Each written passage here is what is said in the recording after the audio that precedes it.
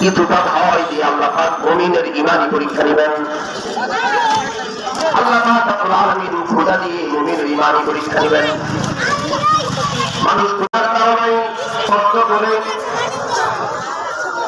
মানুষ খোদার কারণে জীবিকা নির্বাহের জন্য মাথার দাম পা ফেলে আল্লাহ পাক রব্বুল আলামিন আযাব থেকে সবকিছু অবলম্বন করেন।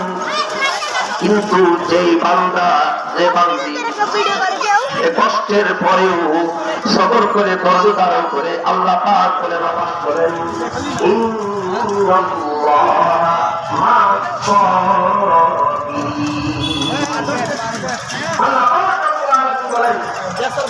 নিশ্চয়ই আল্লাহ পাক সবরকারীরা এই সমস্ত পরীক্ষার সম্মুখীন হওয়ার পরেও তারা নাকি ধৈর্য ধারণ করবে।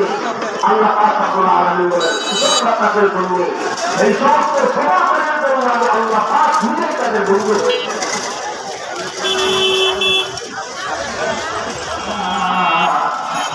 এগুলো জমা করি তুমি দুনিয়ার মধ্যে চলাফেরা করবা, আর পাপের বেঈমানের সামনে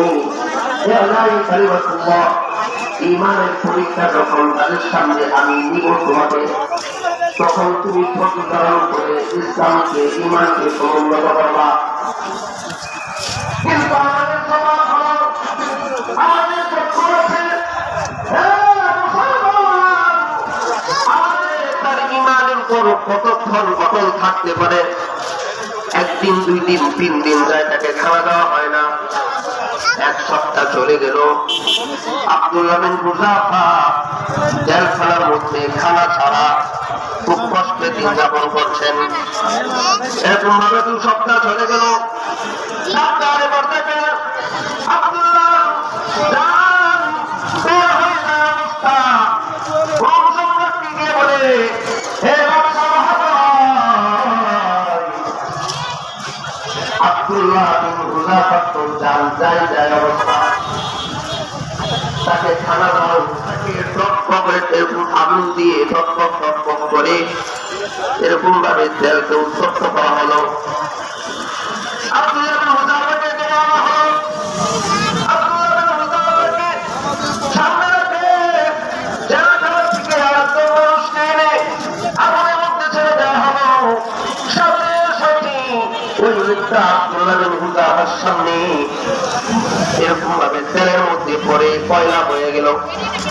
এবার বলে, আব্দুল্লাহ, খ্রিস্টান ধর্ম গ্রহণ করো, না হয় তোমাকে এরকম ভাবে আগুনের মধ্যে নিক্ষেপ করা হবে।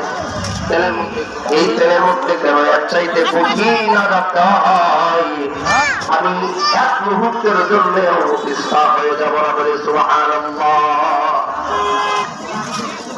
এবার আব্দুল্লাহকে তেলের মধ্যে ঢেলে দিলেন, তেলের মধ্যে নিক্ষেপ করা হবে, পড়ে ফেলা হবে, তেলের মধ্যে নিক্ষেপ করা হবে। এই জন্য আমি কাঁদি না। বলে, কি জন্য কাঁদো? আমি এই জন্য কাঁদতেছি, আল্লাহ পাক রব্বুল আলামিন আমাকে একটা দান করেছেন। আল্লাহ আমাকে যদি 1000টা জীবন দান করতো, তবে আমি আব্দুল্লাহ 1000টা জীবন আল্লাহ